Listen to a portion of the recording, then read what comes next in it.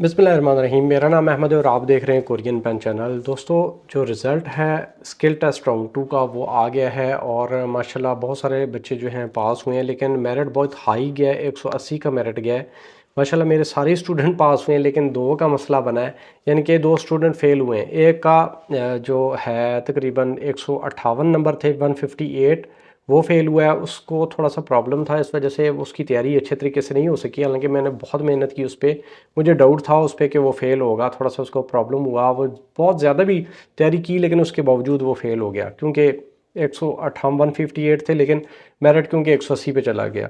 अब एक और लड़का है, वो मेरा फ़ेल तो हुआ है, लेकिन उसके साथ पता नहीं क्या किया है HRD वालों ने। उसके नंबर 195 हैं, लेकिन वहाँ पे उसका जो स्टेटस है वो फेल में शो हो रहा है। पता नहीं बाय मिस्टेक हो सकता है या क्या रीज़न हो सकती है, यानी इतने अच्छे नंबर, इतना अच्छा उसका टेस्ट हुआ है और इसके बावजूद वो फेल हुआ है। गर्ल्स जितनी भी आई थी मेरे पास, 3 लड़कियां तो सिर्फ कराची से आई थी, पंजाब से थी कुछ, तो इस तरीके से वो सारी की सारी पास हुई हैं माशाल्लाह।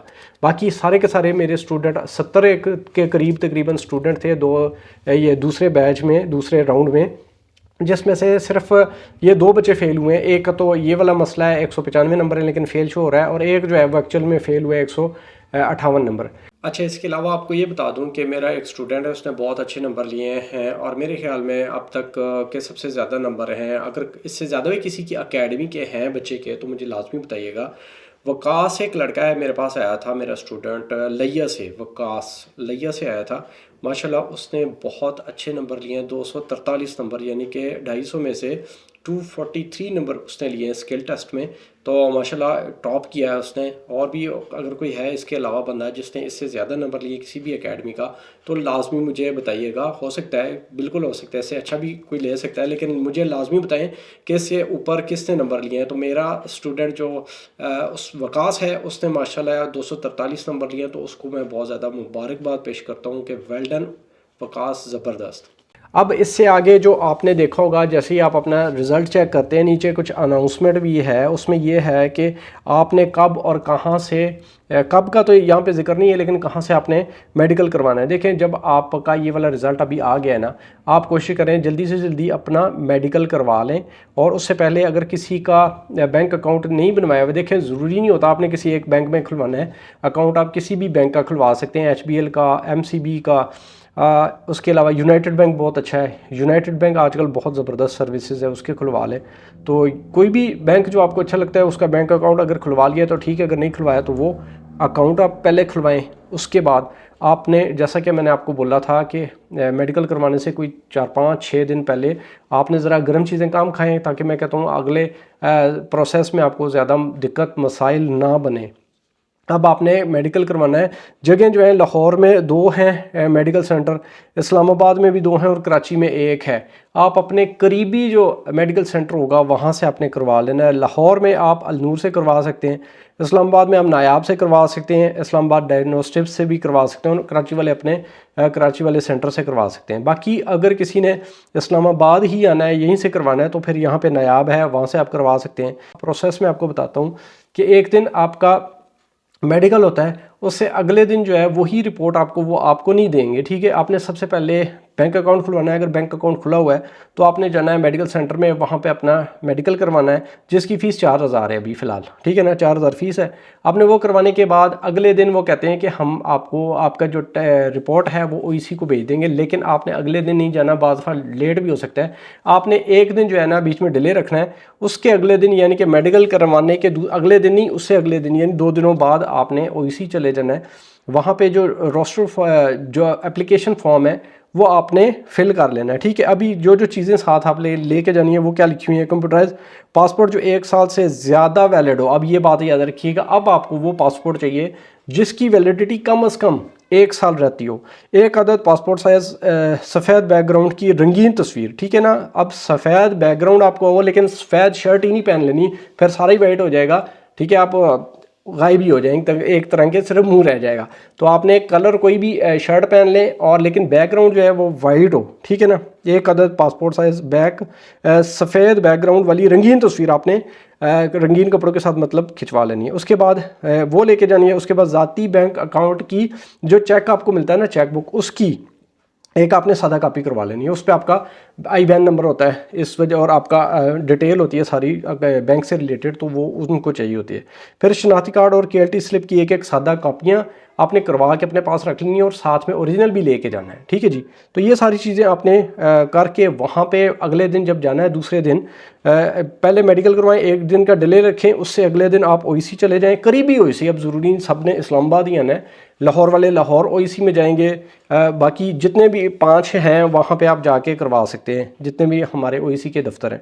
अब आपने रोस्टर फॉर्म जो जॉब एप्लीकेशन फॉर्म होता है वो आपने डाउनलोड कर लेना है और उसको आपने फिल कर लेना, कोई इतना बड़ा काम उसमें नहीं है। और इसके अलावा जो जॉब कैटेगरीज़ आप लोग अक्सर कहते रहते हैं सर जी जॉब कैटेगरीज़ कौन सी करें, जॉब कैटेगरी कौन सी करें, तो जॉब कैटेगरीज़ में ना सिर्फ 3 से 4 ऐसी कैटेगरीज़ हैं जो कि आप सेलेक्ट ना करें, उसके अलावा आप कोई भी कैटेगरी सेलेक्ट कर सकते हैं। एक टोबैको वाली, क्योंकि उसमें नशावर चीज़ें आपने बनानी है, तो टोबैको वाली जो दूसरे तीसरे नंबर पे आती है, और एक बेवरेज वाली ना करिएगा। बेवरेज या इस तरह की चीज़ों में क्या होता है, वो शराब बनाने की कंपनी होती है, तो उस तरह की चीज़ों से मैं आपको मना करता हूँ। वहाँ पे आप एक तो ये, और उसके बाद लेदर वाला, ठीक है, ये 3 चीज़ें आप छोड़ दें। वहाँ पे कैटेगरी में आप खुद देख लें, आपको नज़र आ जाएंगी। एक लेदर वाली, उसमें ना जाइएगा, क्योंकि वो जो सुअर होता है उसका ज़्यादातर चमड़ा होता है, उसकी फिर चीज़ें आगे बनती हैं, तो वो एक तरह का हराम ही हो जाएगा हमारे लिए, ठीक है। वो काम करना मुनासिब नहीं है कि वो चमड़ा देखें, खल्लें होती हैं वहाँ पे, और उनको आपने साफ़ भी करना है, फिर उस चमड़े को आप हाथ भी लगाएंगे, और वो सारे का सारा सुअर का होता है ज़्यादातर, या कुत्तों का होता है, तो उस चीज़ से बचें। दूसरा बेवरेज जो है वो वाली कैटेगरी सेलेक्ट नहीं करनी, और उसकी रीज़न कि वहाँ पे शराब या अल्कोहल से रिलेटेड आपका काम हो जाएगा, वो भी नहीं करना। उसके बाद टोबैको वाला जो है, वो 3 चीज़ें छोड़ के बाकी जो कैटेगरी देखें, कैटेगरी सेलेक्ट करने का मतलब ये होता है कि आप अपनी कैटेगरी देखें। यहाँ पे सारे लोग मैन्युफैक्चरिंग के नहीं हैं, कोई वुड का भी है, कोई फिशरी का भी है, इस तरह डिफरेंट है। आप अपनी कैटेगरी के मुताबिक, अब मैं ये नहीं कहता कि ये 3 सबसे हमें सारे लोगों ने उधर चल पड़ना है, ऐसा नहीं है। और जो होती है ना पीक होती है, जैसे हर बंदा उधर जा रहा होता है, वहाँ पे नहीं जाया जाता, दूसरी जगह पे ज़्यादा वैकेंसीज़ होती हैं। ये बात ज़रा ध्यान से समझें। अगर आप की रिलेटेड कैटेगरी कोई भी आपको 3 अच्छी लगती है, आप उसमें जा सकते हैं। रबर मोल्डिंग बड़ी अच्छी है, प्लास्टिक मोल्डिंग होगी, ठीक है। उसके बाद मैन्युफैक्चरिंग ऑफ गारमेंट्स, ठीक है, कपड़े का काम बड़ा अच्छा है, वो आप सेलेक्ट कर सकते हैं। इसके अलावा जो है CNC का काम है, वो बड़ा अच्छा है। तो बाकी कोई भी कैटेगरी आप सेलेक्ट कर लें। अब सारे के सारे लोग एक 3-4 कैटेगरियों के पीछे नहीं पड़ जाते, उसकी रीज़न ये है कि दूसरी कैटेगरीज़ में ज़्यादा जॉब के मौके होते हैं। तो ये मैं रेकमेंड जो करता हूँ, मैं रेकमेंड किसी को नहीं करता कि ये कैटेगरी आप करें, कोई भी कैटेगरी कर लें। अलबत्ता मैं रोकता ज़रूर हूँ, जो 3-4 चीज़ें मैंने आपको बताई हैं, उन चीज़ों में ना जाइएगा, वो आपके लिए फिर बाद में मसला बनेगा, ठीक है। आप वहाँ पे काम नहीं कर सकेंगे, तो आपके लिए फिर प्रॉब्लम भी हो जाएगा। एज़ मुस्लिम हमें उस चीज़ से बचना ही चाहिए जहाँ पे शराब बन रही होगी, जहाँ पे सुअर का गोश्त होगा या उसकी खल होगी, इस तरह की चीज़ों से हमें बचना ही चाहिए। तो कैटेगरी अपनी मर्ज़ी से सिलेक्ट कर लें, उसका इशू नहीं है।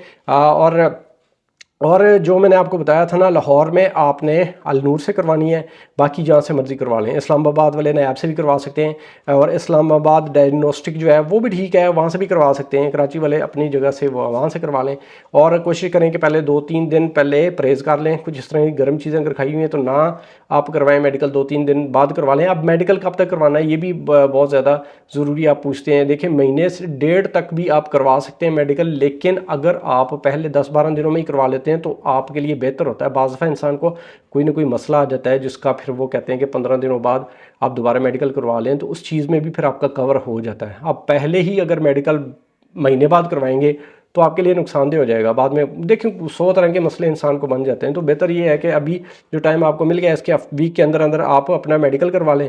मेडिकल करवाने के बाद आपका जो तीसरे दिन OEC जाएंगे, वहाँ पे जॉब एप्लीकेशन फॉर्म है, वहाँ पे ही आपने फिल करना है। इसलिए मसला कोई भी नहीं है, वहाँ पे कोई ना कोई OEC का बंदा होगा, आप देख लेना क्या चीज़ कैसे फिल करनी है। उसमें नॉर्मल चीज़ें होती हैं, लेकिन बैंक अकाउंट लाजमी आपके पास होना चाहिए। उसके बाद जो जॉब कैटेगरीज़ मैंने आपको बता दी, इसी वीडियो में मैंने सारा कुछ आपको बता दिया डिटेल के साथ, तो आप उसी तरीके से आगे चलें, ठीक है। वीडियो देखने का शुक्रिया, अल्लाह हाफ़िज़।